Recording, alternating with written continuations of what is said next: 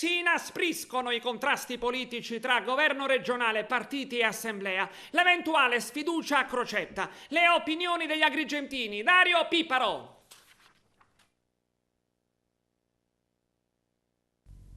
Tutte le emergenze le abbiamo affrontate quando si dice... Crocetta sì, Crocetta no. La Margherita si sfoglia già da un po' la regione siciliana, specie in relazione all'ipotesi di sfiducia. Lo sfiducia Day viene lanciato dal Movimento 5 Stelle. Il 26 ottobre, secondo anniversario della legislatura Crocetta, sarà il primo giorno utile per raccogliere le firme e tentare l'azione di rimozione del governatore. Mozione proposta dal capogruppo di Forza Italia all'Ars, Marco Falcone, che il 5 Stelle firmerà per renderla votabile in aula, anche se Cancelleri mostra qualche riserva. La firmeremo ma non ci fidiamo, dice. Conosciamo il palazzo e siamo sicuri che questo Parlamento non voterà mai il proprio scioglimento. Intanto comincia la conta. Dei 90 deputati al momento in 34 sarebbero disposti a sfiduciare Crocetta. Ne servirebbero 46 per renderla effettiva. Bisognerà capire se ci sarà la volontà politica di bocciare perentoriamente l'attuale sistema e tornare di conseguenza alle urne. Intanto il prossimo 30 aprile, secondo la legge, i parlamentari regionali matureranno il vitalizio al compimento dei 2 anni e mezzo di legislatura.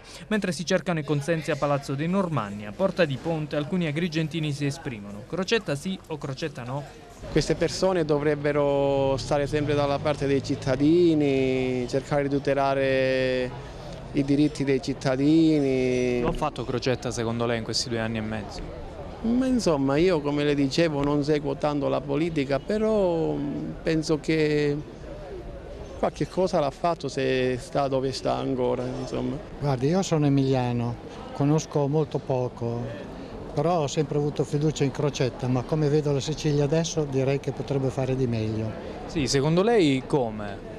Ma non so, tenerla un po' più pulita, intanto, fare la raccolta differenziata che qua non la vedo. E poi non so a livello sociale cosa potrebbe essere. Lei è qui di passaggio? Sì. E che opinione si è fatto? Ma insomma a me la Sicilia è sempre piaciuta e la amo. Certamente la vorrei vedere un po' più pulita. Se lei potesse in questo momento esprimersi su Rosario Crocetta, cosa mi direbbe? È un giudizio positivo o negativo?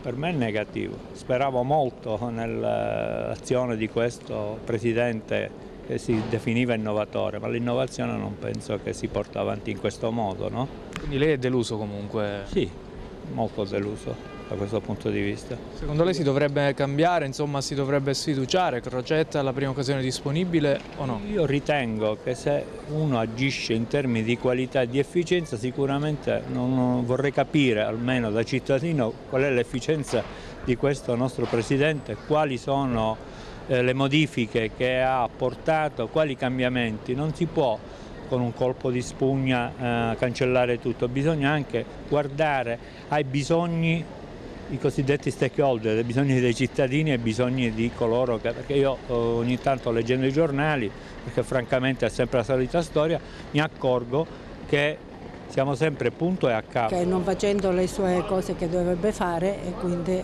secondo me è da cambiare. Se vi dico Rosario Crocetta, voi che mi dite?